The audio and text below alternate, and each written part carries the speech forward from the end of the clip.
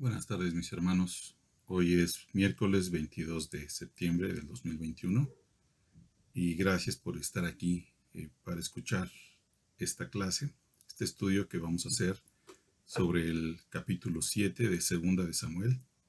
Es un capítulo muy interesante. Bueno, todo esto que hemos estado viendo ha sido muy interesante, sobre todo porque podemos identificarnos y ver cómo Dios trata a una persona normal, ¿no? Como era David, alguien que pues en su propia familia no era muy valorado.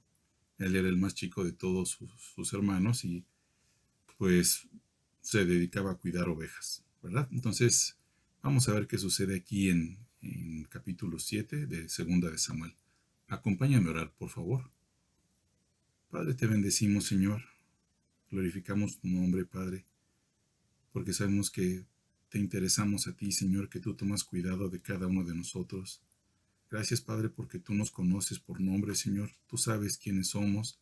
Tú sabes que por lo que estamos pasando, Señor. Gracias, Dios, porque tú nos envías ayuda en todo momento, Señor. Tu mano está extendida hacia nosotros para brindarnos auxilio y ayuda. Y te damos gracias por eso, Señor. Padre, te pedimos en esta hora, Señor, que tu Espíritu Santo nos ayude a entender esta palabra que tienes para nosotros. Perdón.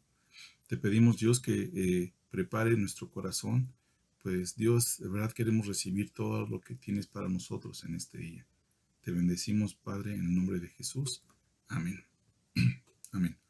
Bien, vamos a leer el capítulo desde el inicio y voy a leer en la versión Reina Valera de 1960. Dice así: Pacto de Dios con David. Dice: aconteció que cuando ya el rey habitaba en su casa, después que Dios le había dado reposo de todos sus enemigos en derredor, dijo el rey al profeta Natán: mira ahora, yo habito en casa de cedro, y el arca de Dios está entre cortinas. Y Natán dijo al rey: anda y haz lo que está en tu corazón, porque Dios está contigo. Aconteció aquella noche que vino palabra de Dios a Natán, diciendo: ve y di a mi siervo David, así ha dicho Dios, ¿tú me has de edificar casa en que yo more? Ciertamente no he habitado en casas desde el día en que saqué a los hijos de Israel de Egipto, hasta hoy, sino que he andado en tienda y en tabernáculo, y en todo cuanto he andado con todos los hijos de Israel. ¿He hablado yo palabra alguna de las tribus de Israel a quien haya mandado apacentar a mi pueblo de Israel, diciendo: ¿por qué no me han edificado casa de cedro? Ahora pues, dirás así a mi siervo David: así ha dicho el Señor de los ejércitos, yo te tomé del redil, de detrás de las ovejas, para que fueses príncipe sobre mi pueblo, sobre Israel. Y he estado contigo en todo cuanto has andado, y delante de ti he destruido a todos tus enemigos, y te he dado nombre grande, como el nombre de los grandes que hay en la tierra. Además yo fijaré lugar a mi pueblo Israel, y lo plantaré, para que habite en su lugar y nunca más sea removido, ni los inicuos le aflijan más, como al principio, desde el día en que puse jueces sobre mi pueblo Israel, y a ti te daré descanso de todos tus enemigos.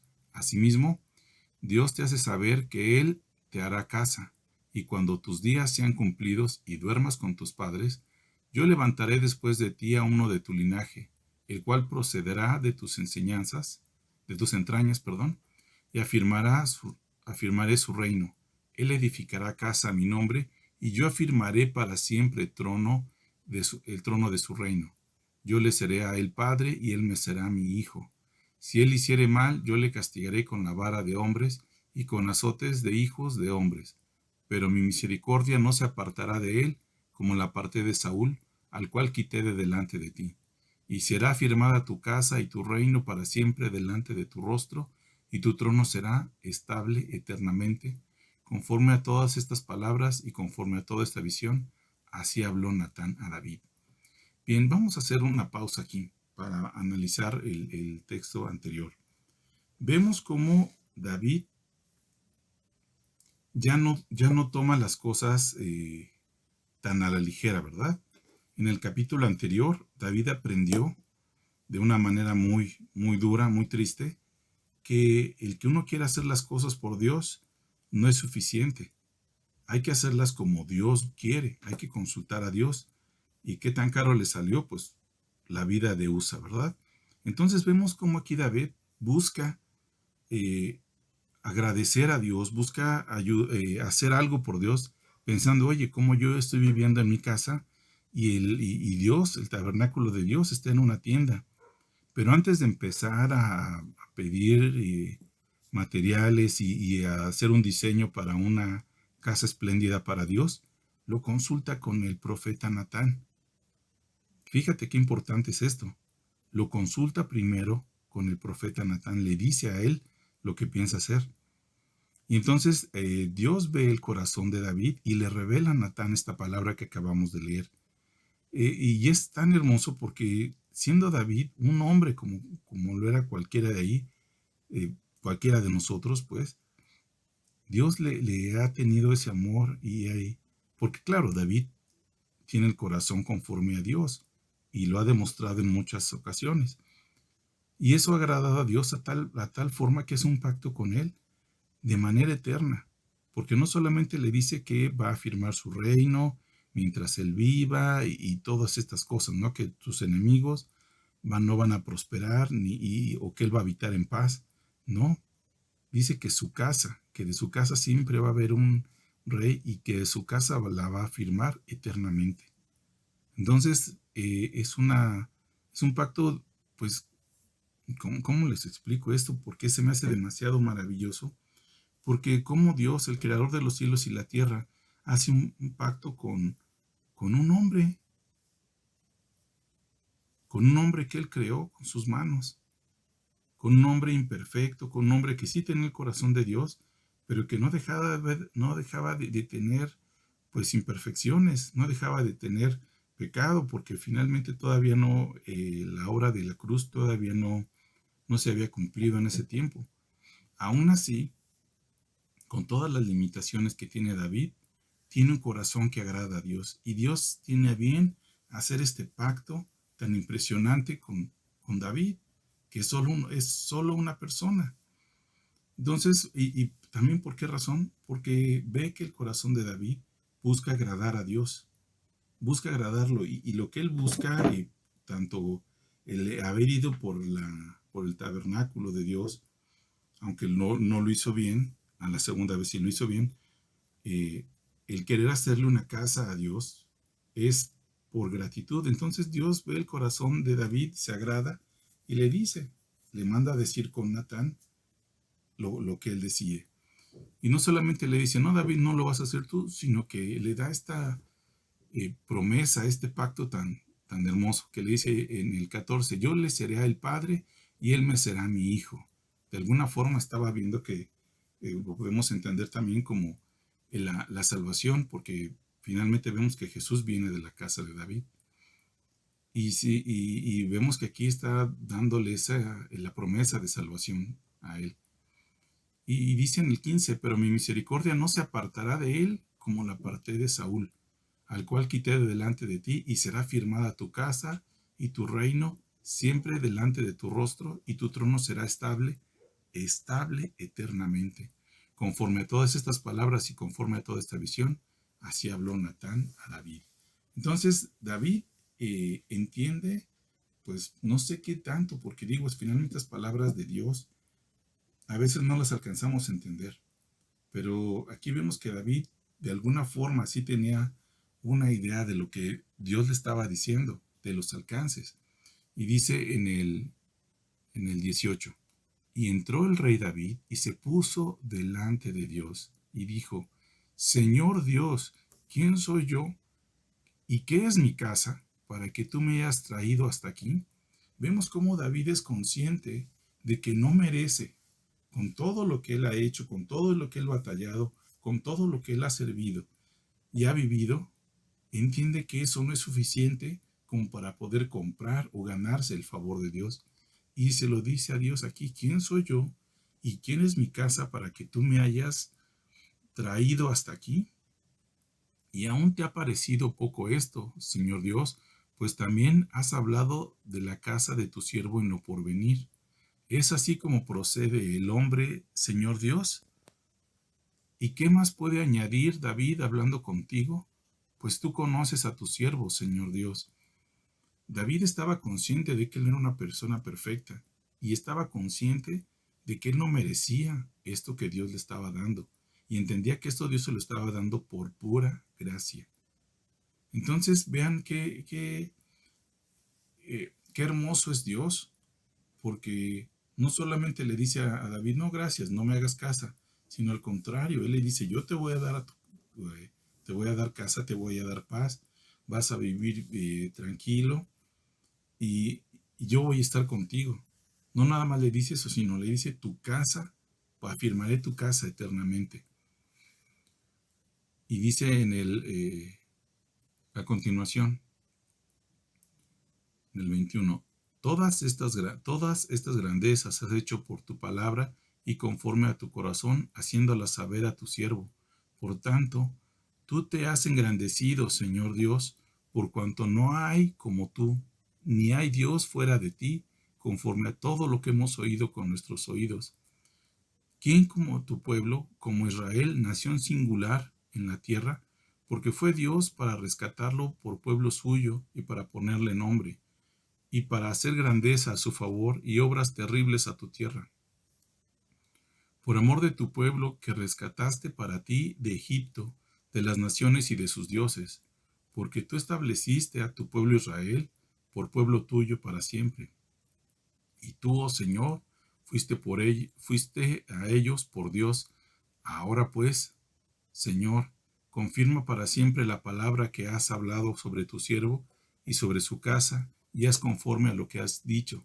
Que sea engrandecido tu nombre para siempre y que se diga, Dios, el Señor de los ejércitos es Dios sobre Israel, y que la casa de tu siervo David se afirme delante de ti, porque tú, Señor de los ejércitos, Dios de Israel, revelaste al oído de tu siervo diciendo, yo te edificaré casa. Por eso tu siervo ha hallado en su corazón valor para hacer delante de ti esta súplica.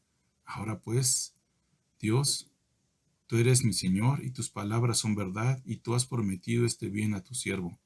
Ten ahora a bien bendecir la casa de tu siervo para que permanezca perpetuamente delante de ti, porque tú, Señor Dios, lo has dicho, y tu bendición será y con tu bendición será bendita la casa de tu siervo para siempre. Estas palabras de reconocimiento, de adoración, de exaltación que tiene David para con Dios, pues vemos que de alguna forma entendía lo que Dios le estaba dando, que es algo que sobrepasa cualquier petición que hubiera hecho antes, y que sobrepasa cualquier cosa que él hubiera pedido, se le hubiera ocurrido. Bien, y es hermoso esto porque vemos cómo Dios a los que ama les da esto, y no porque finalmente él sea un rey y le haya dado muchas riquezas y todo, sino sobre todo el saber David que era amado de Dios, porque esto entendió él que era por amor, por gracia, por misericordia de Dios, no por las obras o las cosas que hubiera hecho David para poder ganarlo. Entonces, ¿qué entendemos nosotros de este pasaje? Primero, el mensaje que hay en este capítulo 7 de Segunda de Samuel es que hay cosas que de repente uno quiere hacer por Dios, ¿verdad? Ya sea, pues no sé, se nos ocurren de repente, ¿no? Vamos a organizar esto, vamos a hacer aquello, voy a empezar a servir aquí, voy a empezar a hacer otra cosa. En principio, pues suena como que sí podría ser bien, sí podría ser algo bueno, como cuando a David se le ocurrió ir por el arca de Dios para que estuviera en medio de Israel, pues eso era lo que debía de estar, pero debió haber consultado, igual nosotros, se nos pueden ocurrir hacer muchas cosas, pero recordemos que Dios no respalda más que su propia obra. Entonces, si tú tienes una inquietud por hacer algo, por empezar a servir, por empezar a hacer algo para Dios, consúltalo primero con Él. Porque aunque parezcan cosas buenas, tenemos que preguntarle a Dios. No debemos proceder según nuestro razonamiento o nuestra experiencia, o por lo que sabemos que Dios ha hecho en otros lugares. Dios hace su obra perfecta en cada lugar y no tiene que ser igual. Entonces es muy importante que nosotros estemos alineados con Dios, porque de otra manera, si no estamos alineados con Dios y tratamos de servir o de hacer cosas, vamos a estar haciendo algo que no es completamente bueno. Y otra vez, repito, cuando David quiso ir la primera vez por el arca, pues lo hizo lo mejor que él pensaba que era, ¿no? Fue un carro nuevo, eran con alabanza y todo, pero Dios no había dicho que cargaran o movieran el arca de esa manera. Tenía que ser llevada por los sacerdotes, únicamente por los sacerdotes. Y este proceder sin consultar a Dios, pues costó la vida de una persona, de Usa. Entonces tenemos que tener en cuenta que lo que hacemos nosotros, si no está alineado con el plan de Dios, en lugar de traer bendición, puede ser piedra de tropiezo, puede ser algo que nos haga sentir que Dios no está con nosotros. Eh, es importante esto, que no actuemos por nuestra cuenta propia. Si quieres hacer algo, si quieres eh, servir, si quieres lo que quieras hacer para Dios, hay que consultarlo primero con Él. Y aquí vemos cómo David nos enseña a que él quería hacer una casa para Dios, porque no le pareció bien que el arca de Dios estuviera afuera, entre cortinas, en una tienda, pero no se arrancó a hacerla, a decir, bueno, vamos a contratar a arquitectos y gente para que trabaje y lo empiece a hacer. No, el primero lo consulta con el profeta Natán, o sea, consulta a Dios a través del profeta Natán. Nosotros ahorita tenemos la gran bendición que podemos consultar a Dios a través de su Espíritu Santo. En el momento que uno quiera, puedes cerrar tus ojos y comenzar a orar, comenzar a hablar con Dios. Por eso es muy importante que no hagamos las cosas por nuestra cuenta propia, porque por más buenas que parezcan, si no están alineadas con el plan de Dios, no va a salir bien. Otra de las cosas importantes que tenemos que ver aquí es que, al igual que con David, Dios ha hecho un pacto con nosotros a través del sacrificio de Jesús en la cruz, un pacto que es personal y que es eterno. Nos ha dado vida eterna, nos ha hecho sus hijos, nos ha hecho coherederos con Jesucristo. Y es algo que no merecíamos. Es algo que nunca podríamos hacer algo lo suficientemente bueno como para merecer esto. Eso es algo que pues hay que pedirle a Dios que nos lo mantenga presente en todo momento para poder ser agradecidos con Dios por habernos dado algo así. Porque al igual que David, que no pidió nada, Dios le está dando, bueno, no pidió nada para él, sino quería hacerle una casa a Dios. Así vemos como con nosotros jamás se nos hubiera ocurrido pedir esto, la vida eterna, el que nos diera la vida eterna, el que nos hiciera sus hijos. Eso es porque Dios quiso. Y es un pacto personal y es eterno. Entonces hay que estar conscientes de esto, mis hermanos. Pedirle a Dios que tengamos presente esto, que ha hecho un pacto personal y, y más aún, estar conscientes y agradecidos sabiendo que el Señor nos ha dado, nos ha llamado sus hijos, nos ha amado a pesar de que nadie nos conoce como Él. Él sabe perfectamente quiénes somos, Él sabe de qué patita cojeamos, Él sabe todo sobre nosotros. Y aún así, mis hermanos, lo digo por mí, aún así me ha amado, aún así me ha dado de su espíritu, aún así me ha salvado, aún así estuvo dispuesto de que Jesús muriera por mí. Y es un hecho para mí por demás increíble, porque sabiendo quién soy, sabiendo quién he sido, Él aún así me ha amado y me ha transformado. Y lo más hermoso, que él no me ve solamente así, sino me ve como Jesús. Me ve como a Jesús, cómo voy a ser como Jesús en un futuro, cómo este proceso que estoy viviendo aquí en la tierra me lleva a ser como Jesús y menos como yo.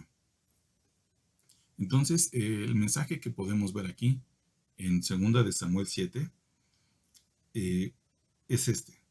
Primero, no hagamos las cosas por nuestra cuenta propia. Todo lo que hagamos para Dios lo tenemos que consultar primero con Él. Debemos estar seguros que eso es lo que busca Dios y que eso es lo que realmente agrada a Dios. No es suficiente con querer agradarle. Es, es necesario que le obedezcamos. Es necesario que sigamos su voz y que obedezcamos su voz. Número 2.